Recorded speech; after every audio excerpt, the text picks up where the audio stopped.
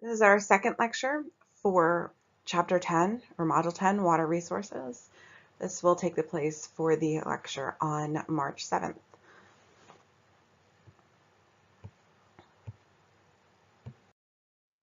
So we left off talking about how do we deal with water quantity issues or water resource issues, dealing with having not enough water for everyone, or perhaps just not enough fresh water that can be utilized for meeting our needs. We talked last time about some of the reasons why we don't have enough water. So what we're going to do is I'm going to talk a little bit about some of the ideas of what we can do next or what we can do now in order to provide more water or somehow have more water available to us. But then at the end, I'm going to explain that you're all going to come up with ideas that you're going to post on Brightspace as well.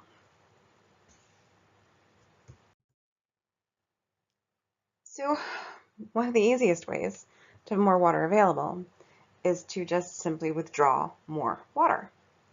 That gives you more water available on the Earth's surface that can be utilized for human activities. And this is a really good idea, except we can only enlarge the supply so much. There's not going to be an unlimited supply of water that we can keep tapping back into. Withdrawing more water is also going to include some level of environmental problems or environmental things that need to be done, because you need to be able to trap the water and you need to be able to get it out. This could mean that you end up building more dam and reservoir systems, more wells, more pumping of groundwater. So there's only so many ways that you can get the water, and then you have to have a way to store it. I've just mentioned the idea of more groundwater pumping. And on a surface level, we know that's not really necessarily possible in all areas. What if we go deeper? What if we go after water that's even deeper than the groundwater we've been going after? We could. It will be expensive. There's an increased cost. But then there's also a concern about safety and about whether or not we actually can get that water out and up to the Earth's surface where it's usable. And how much will the land subside? Will it shrink? How safe will it be for our buildings and our structures if we keep pulling water out of the ground? And then, well, we can divert water. We can utilize it for as a human resource rather than for other needs. And sure, we can divert more, but that may not be the best answer.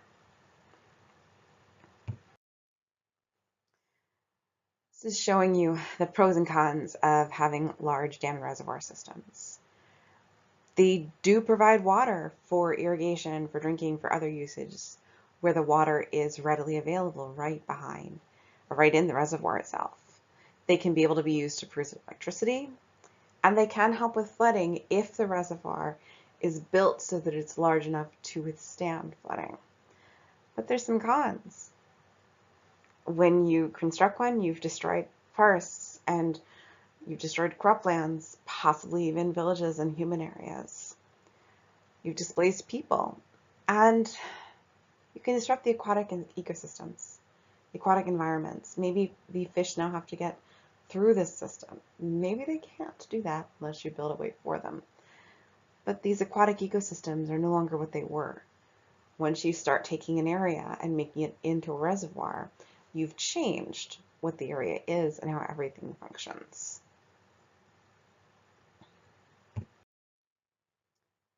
Pumping more groundwater. Well, okay, let's try this one. Groundwater is found everywhere. In most places, it's available year-round. And the reason that is one of those most cases or most places is because in some areas, groundwater is going to be more plentiful during some seasons and less plentiful during others. This will be linked to the weather patterns. It could be dealing with areas that have a monsoon climate, or a wet and dry season, or perhaps ones that have high levels of evaporation. Groundwater is somewhat of a renewable resource, provided we aren't over pumping it. and provided we haven't paved over all of the surfaces that are the groundwater recharge, so meaning that you still have pervious surfaces to allow water in. But you can deplete your aquifer if you overpump it. If you overpump too much, the land does subside. And one of the things we're beginning to realize now is that, especially along the coastline, if you pump water too much out of groundwater, what can happen is that in order to kind of replace some of the water that's lost, the water table isn't just going to drop down. It's going to pull water in to your aquifer from adjacent areas. And if there is a saltwater aquifer directly next to your fresh water that you're pumping, it's going to start to pull in salt water. This movement of salt water in to these aquifers is called saltwater intrusion. And what happens is that the salt will spread out. It will become diluted inside of your aquifer, making all of the water in there potentially salty, and therefore making it unusable for human needs and human usage, like irrigation, water for drinking, for bathing, unless you then desalinate the water to remove the salt from it.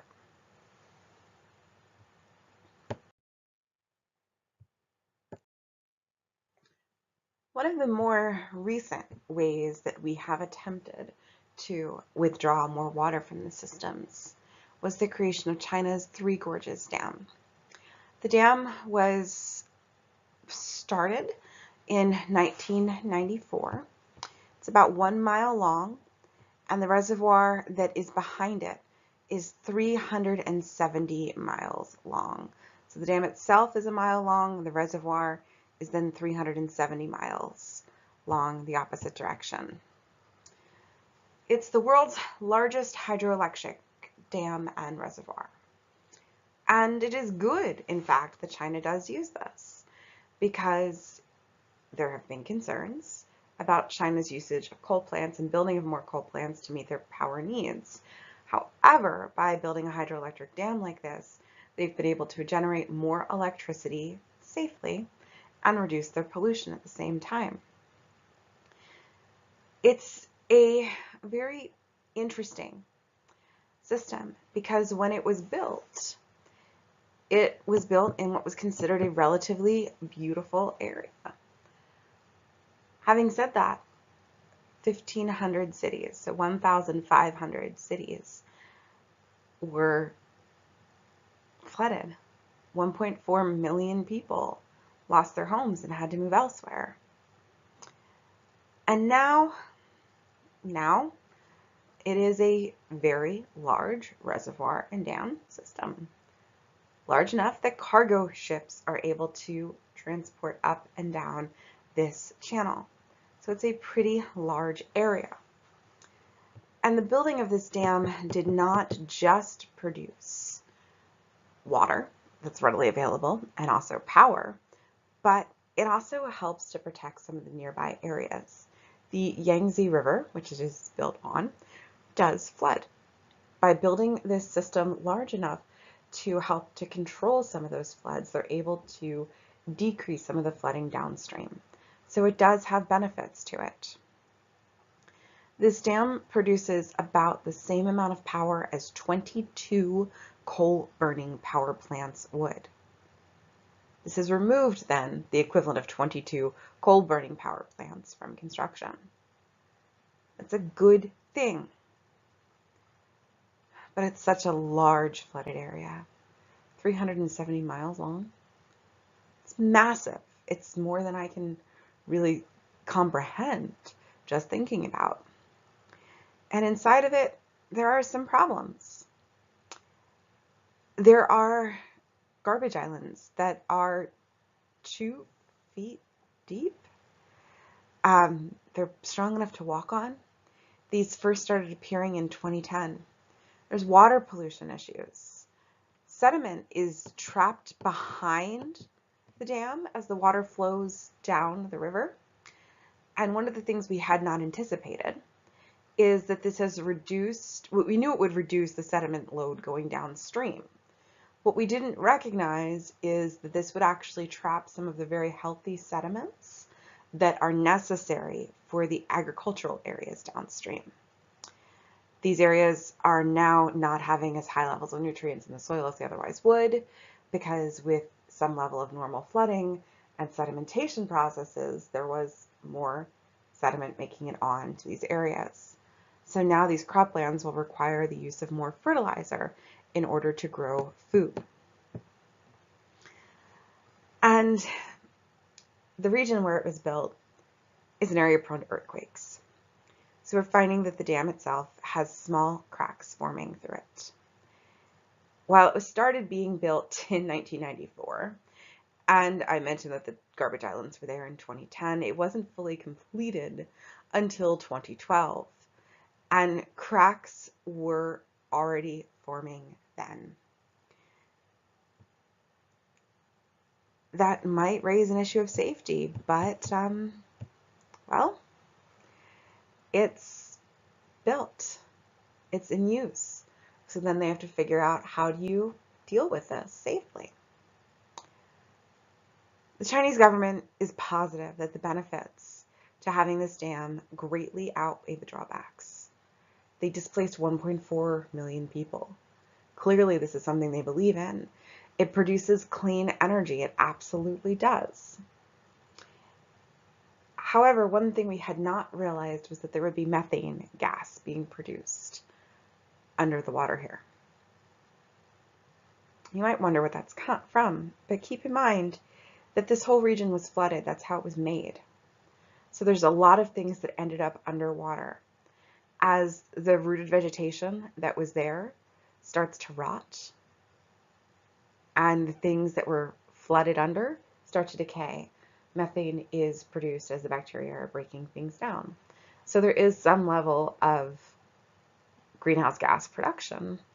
It's just happening through a different process, and a rather natural process, but one that we altered by flooding the area. There are concerns about whether or not this is the type of thing that should be done elsewhere. There were questions at the time when this was being done whether or not it was a human rights violation, that people were having to be moved and forced from their homes and flooded out. There was a concern that if people didn't move, would the Chinese government in fact flood people as they stayed in their villages. As far as we're aware, that did not happen, that all of the people did eventually move and were helped to be resettled elsewhere. But during the late 1990s and during the early 2000s, there was a lot of press about whether or not this was something that should in fact be done.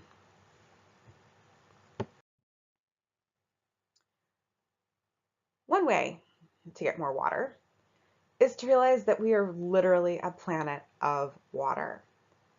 And sure, most of it's salt water, but you can use it as water if you take the salt out. The ocean has a lot of water. Salt water really just is fresh water plus salt. And if you do desalination, you're removing all of the salt as waste, and you have fresh water. Sounds great. It's an expensive process, though. You have to build the desalination plants, you have to operate them, and you've got to find a way to remove the salt from the water. There are kind of two main ways that that's done. Distillation, so you're going to be heating it, making it into steam and separating via temperature. The salt will stay behind, the water will leave.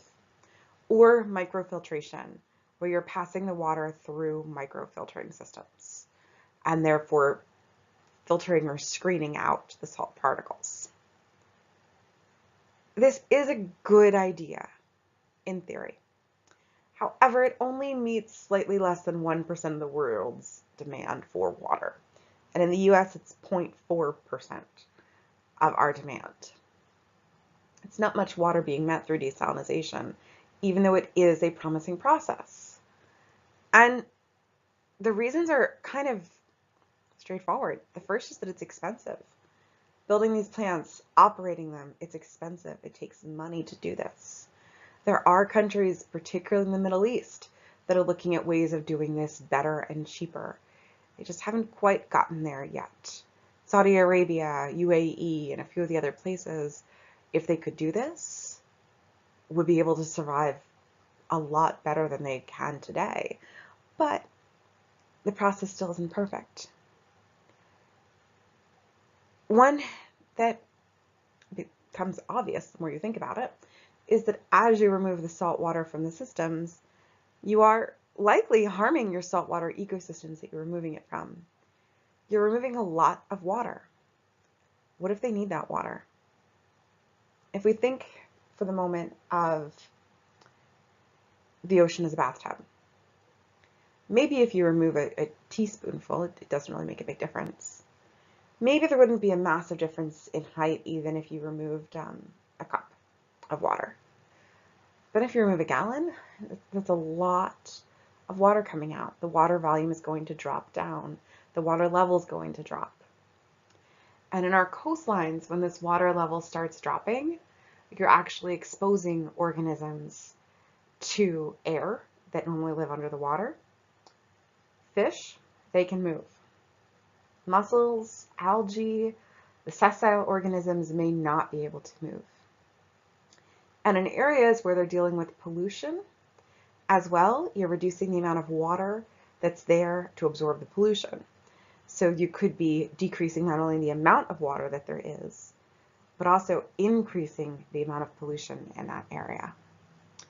And then as you pull the water in, there's the potential to actually suck the organisms directly into your desalination plant, or maybe not suck them in, but kill them as they're going through the water intake pipes. And then there's a lot of salty wastewater, because unfortunately we can't find a way to get all of the water out. So we end up with this very salty wastewater. One of the ideas is to take this salty wastewater and then somehow dry it out, maybe using sunlight, and have sea salt, which would work as long as we can get everything else out, sure. But this waste is too salty to be dumped back into the ocean.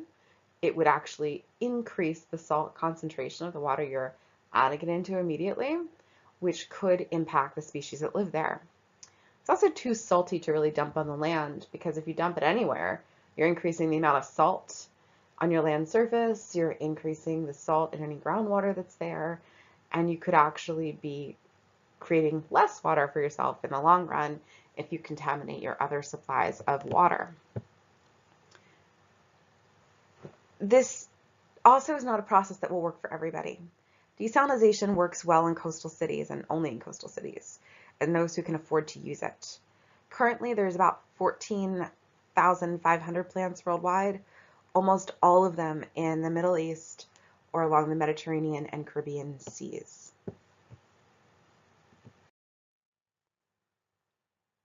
One of the ideas that we had, and by we I mean the US government, is rainmaking.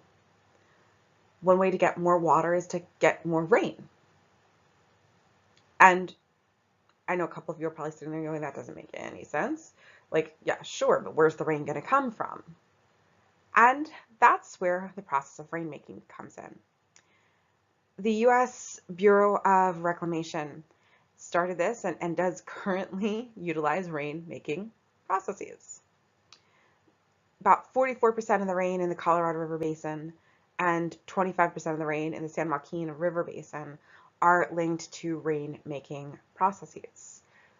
We currently have 40 programs in the US for rainmaking, most of them centered in California and Nevada.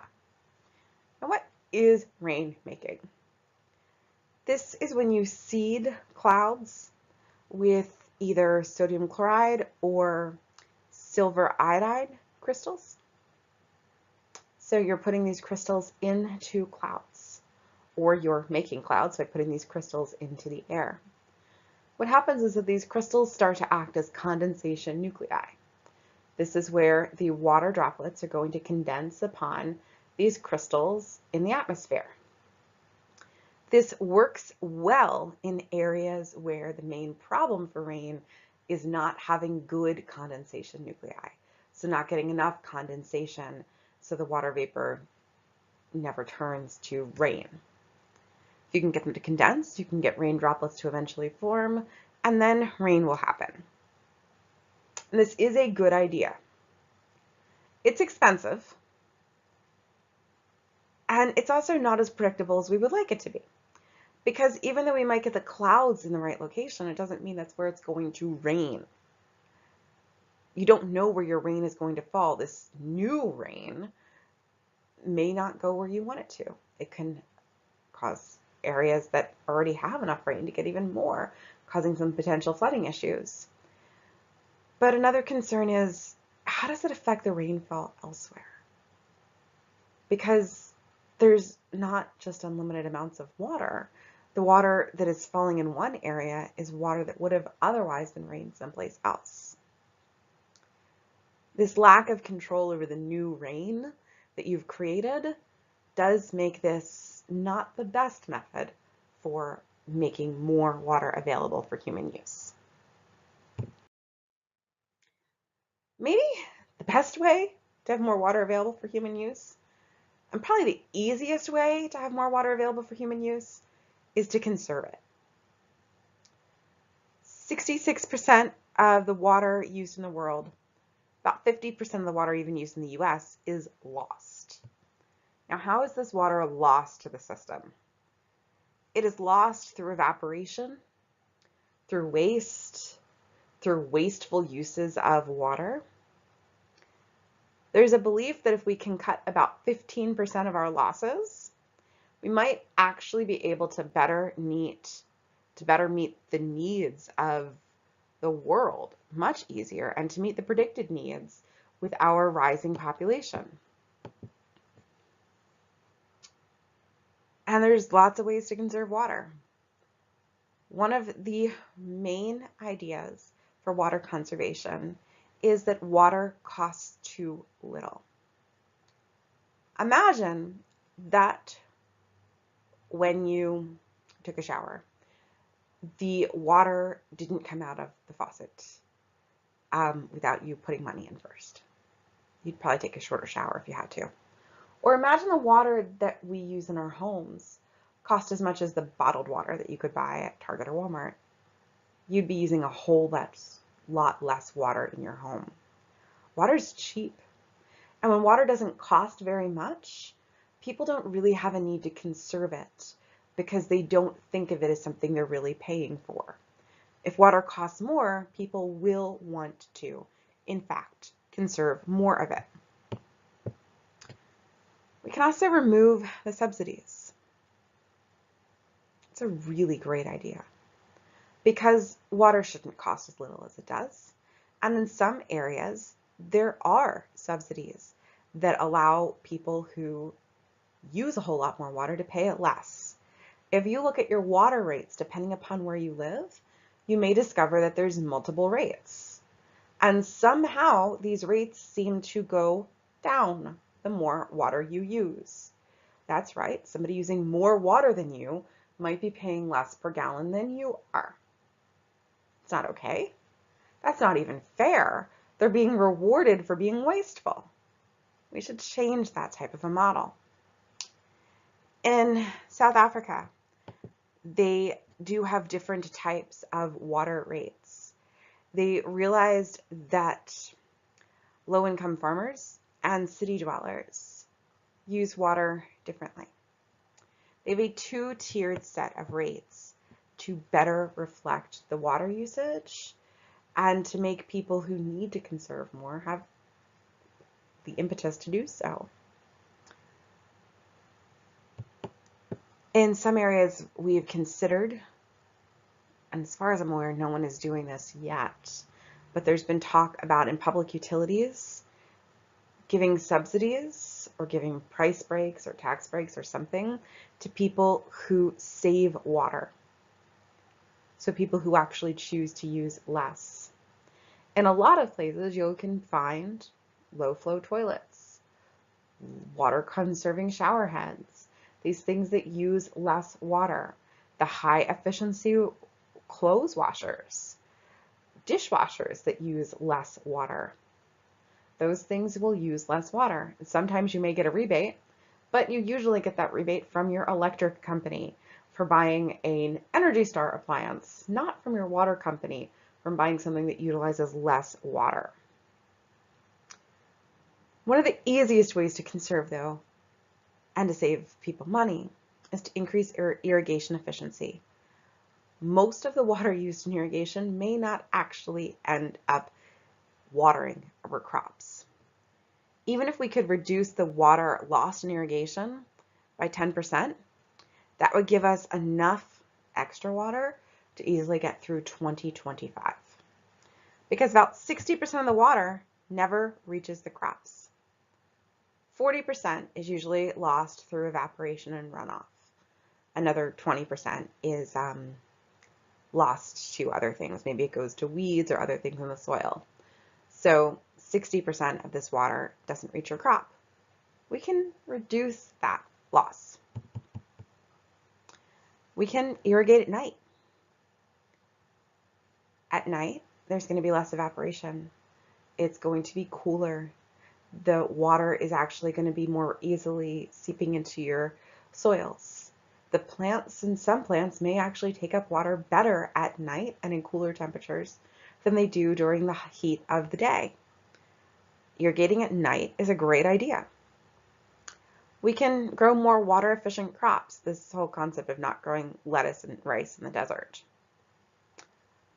I'm not growing water demanding crops in the desert.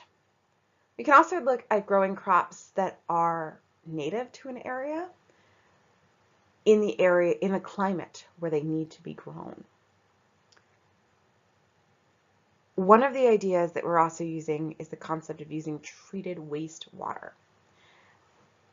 Now, originally that may seem like a crazy idea, but if you look at the slide, at the bottom of the slide, it's a golf course that is irrigated with treated effluent. Effluent's the water that comes out of a wastewater treatment plant. So it's been treated. It's been reduced in its nutrient loads. The bacteria loads have been removed. So it is clean water. One of the reasons that this is good is it then allows the water to immediately go back into a system. But another is that this helps to clean the water as it then moves through the land surface and someplace else. It also means that we're not wasting, if you will, high quality water on irrigating a golf course or something like that. We're also looking at changing the way we do irrigation technologies, which we'll talk a little bit more about. And this is one of the ways that we're looking at irrigation technologies. So here we have 3 different ways of doing irrigation. Gravity flow is a traditional method where water is going to come from an aqueduct or a river nearby, and it's going to flow between these rows of crops. The water is going to flow downhill usually, and the efficiency is going to range from 60 to 80% of the water getting in, sometimes less. It's not very efficient. And as you can see, there's a lot of water here that can be evaporated, a lot of water that could leave the area. And the water is not actually going to the crops themselves, it's going to the soil next to them. And the hope is that then it will get into the crop's roots. But what if we put the water on the plants? The second one is the center pivot irrigation. And in this, you have the crops planted in specific areas with this irrigation pivot moving through them. So it's something that's on wheels, it's motorized or not motorized. If it's not motorized, then someone has to move it, or an animal helps move it. And it sprays water directly onto the crops. But instead of the water going everywhere, the water is sprayed onto the crops. So this will reduce the amount of water having to get there because it's going directly on the crops. There's much less water lost to irrigation, or lost to evaporation. Another method is the drip irrigation, all the way on the right. In this, you have the irrigation pipes going directly to the plants themselves. And you have a small tube that has holes drilled into it. that the water is going to drip out of directly onto the surface where your plants are. We find that if we switch from gravity flow to these more efficient systems, you can increase your crop yield by 20 to 90% at the same time as you decrease your water usage. Having said that, the second two methods cost a lot more. They cost more to implement, they cost more to upkeep. But if subsidies were available for them, this would work better. And if we maybe rewarded people for using water better with our subsidies, that would be a good way to conserve water. Israel has improved their irrigation efficiency by 84%. And in doing so, they've irrigated 44% more land. 30% of their wastewater is treated, and they irrigate with, or 30% of their treated wastewater is used for irrigation. By 2025, 80% of their irrigation will be drip irrigation. And they're discovering that they also are importing food that is water expensive. They're going to grow what is good for their climate and then import what is not. We could do this or something similar. This is showing you some other ways to look at irrigation. The sheet flow, which is in the top left, is where water is just flowing downslope in a sheet. This is similar to that gravity flow, but in this, the water flows directly over the croplands. This is going to be normal in your rice fields and things that have standing water, or sometimes in other types of agricultural areas. But with sheet flow, similar to gravity flow, there's a lot of water lost. The water's not all used. And in sheet flow, erosion of soil can happen often, and there's a lot of nutrients that may be lost as this happens. The floods become flooded, or the fields become flooded, and it's a problem. But if you grow rice or cranberries that require standing water, you need to use this flood type, the sheet flooding type of irrigation. The furrow looks like what we saw in the last slide, where you have your water between your rows of crops. This is used for corn and cabbage and sugar beets regularly. If your crops don't need as much, you might use a sprinkler method, like you see in the middle. With this, the sprinkler is putting the water directly into the area where the plants are, but it's kind of covering the whole region. It's expensive, but it can be done even on steep slopes so that you don't have a lot of water erosion on a steep slope. These irrigation areas like this can be stationary, or they can be rotary. So the one at the bottom is one of the ones that's rotary. You can see the wheels there that are going to allow it to have a center pivot to move everything around. And then at the top right, we have the drip irrigation, where your water is delivered directly to the roots of the individual plants. This conserves the most amount of water, but it's not going to be useful for everything. This isn't going to work well for lettuce or corn crops. It works remarkably well for permanent crops, like orchards or vineyards, where you have trees and vines that over a long period of time are going to be producing your crops for you. So while the drip irrigation may be best, it's not going to work the best for everything. And those, maybe we're going to look at other types of irrigation.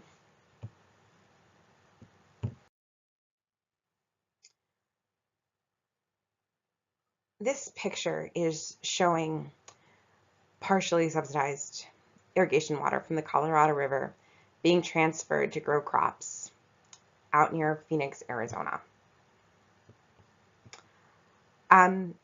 It's a rather inefficient irrigation system if you look at it, because what you see there is a whole lot of exposed water. What do you think is going to happen to that exposed water? It's going to evaporate. It's going to get contaminated. And there has been a concern about whether or not these are the types of things where terrorists could dump poisons or things into our water supplies. But really, it's just a very an inefficient way of moving water from one place to another. And I don't know what you all know about Phoenix, but I'd much rather be doing agriculture in Lancaster County or agriculture in the Midwest, in a place where the climate is right for this and where rainfall is enough to support ongoing agricultural work. But one of the things I want to mention when you look at a picture like this is there's an optional article for you guys to read that's on Brightspace that talks about how they're trying to conserve water in LA and in other areas. They're using these balls, these like plastic balls. Most of them are black in color. They've used black and white in different areas depending upon the technologies and what they're testing. And what they're doing is they are reducing the amount of sunlight that then hits the water, thereby reducing the evaporation rate. So these small plastic balls, think of them as like tennis balls, some of them larger than that. They're weighted usually with water or a weight to allow them to stay floating in the water. They cover the water surface and decrease the amount of evaporation that's going to happen. It can also then decrease the amount of other things that'll be living in the water, so it could actually help to reduce the amount of pollution there too. But when your water is open like this, you do need to have some way of reducing evaporation, because it makes sense that this is a wasteful way of utilizing water when the water can easily just evaporate out. There's lots of ways to conserve water in industries and in home use. In the industry world, you can collect and recycle water. The steel industry does this, and in steel production, in some places, upwards of 95% of the water is recycled throughout the plant as they utilize it for their manufacturing processes. We could increase the price that industry pays for water, making them actually pay for the water they're using, as opposed to some of the areas that give industry a price break, thereby not making them be water efficient. One of the strangest ways we could conserve water is to fix leaks. Now, I don't know about you, but if I had a leaking pipe in my house, I would fix it immediately.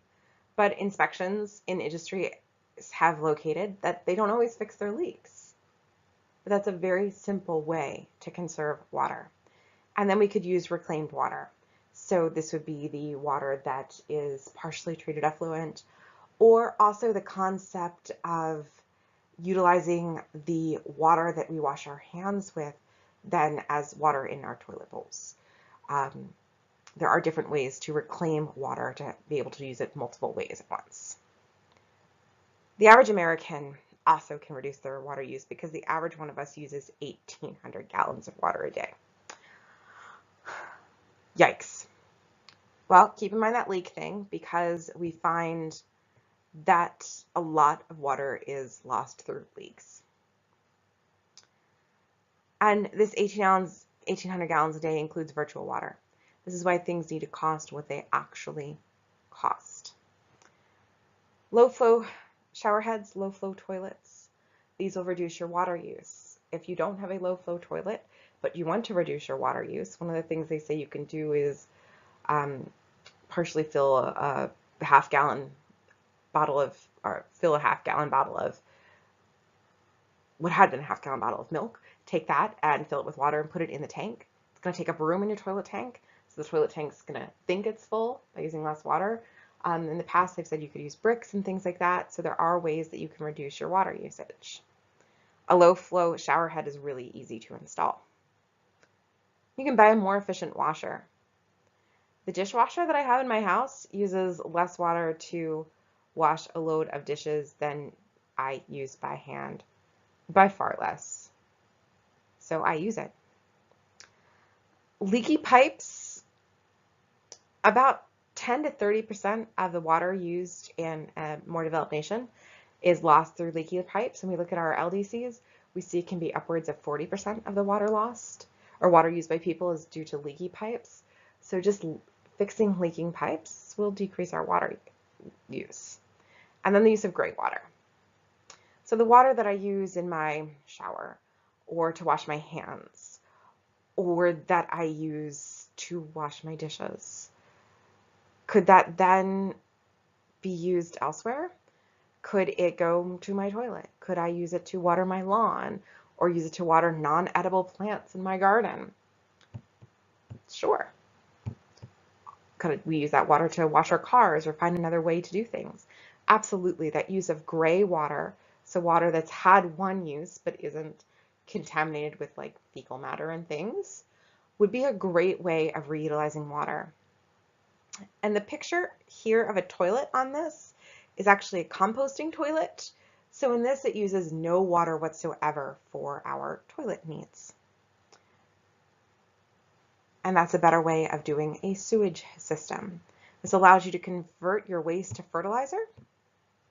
And the only problem you have to deal with then is the smell.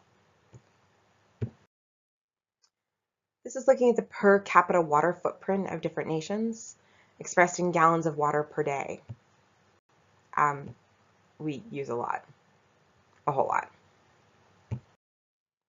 How can we reduce or reuse water within homes, businesses, schools, stores, cruise ships, things like that? We're going to quickly look at a couple of these. There's a lot of different things that you can do to reduce your water. We've mentioned it. The leaks, the low flush toilet, the low flow shower head. One that's really interesting is the concept of rain barrels. The rain that comes down your gutters. What if you could collect that and then use that all summer long to water your gardens?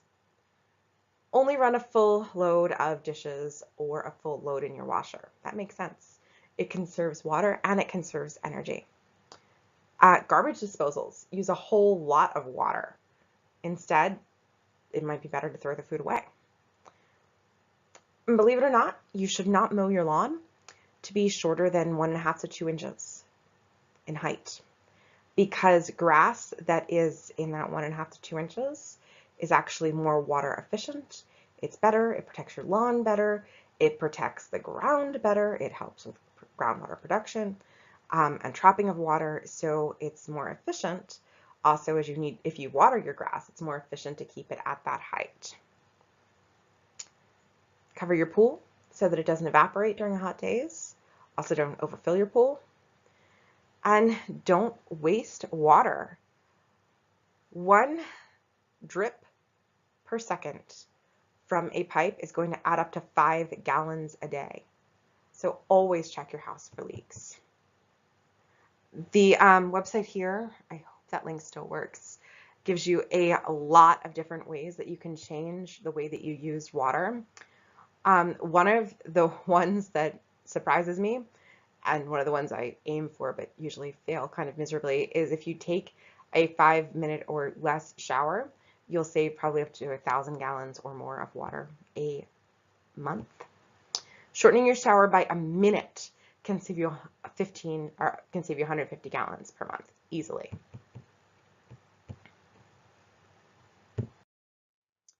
I've mentioned the concept of gray water. This is household wastewater, with the exception of water from toilets. Water from toilets is black water. And most of our household wastewater is actually still really clean water. It may contain some soap bubbles or other things, but it's still relatively clean. This is from your kitchen sinks, your dishwashers, bathroom sinks, tubs, and showers. Why should we use it only once? We should use it as often as we can. So it goes from those places and it is treated and then directly repumped elsewhere if you can, or it is directly put into your toilet so that it's used twice. Our houses aren't really constructed for this use, but it's possible. Gray water contains way less nitrogen than black water. The black water coming from the toilet obviously contains a lot of nitrogen waste from our digestive tracts. And about 90% of the nitrogen waste may come from that black water. We really could then utilize this water in another way. The gray water is clean enough for most things. We would not want to use it for growing food crops for ourselves or for animals, but we could utilize it for watering our lawn. If you treat the gray water, you absolutely could use it for food production, but we're not quite at that step for most people today. Some of the cruise lines are actually doing this. If you are interested in taking a cruise at some point in time, this is some way that you like to travel, you might want to look and see whether or not they have a gray water recycling system, because some cruise ships will actually take all of the gray water and utilize that for the toilets and for other purposes so that they can conserve the amount of water that they use. I mentioned the composting toilet already, but here's some pictures of composting toilets and a diagram that shows you how it works. For the most part, they're not horrible. And you just have to be sure that you really do keep your ratios of either wood chips or some other type of matter to human feces normal. And you can create compost, which is good for your garden. Another way to deal with water is actually to change the way we do hard surfaces, allowing pervious pavement, cobblestones, bricks where the water can flow in between.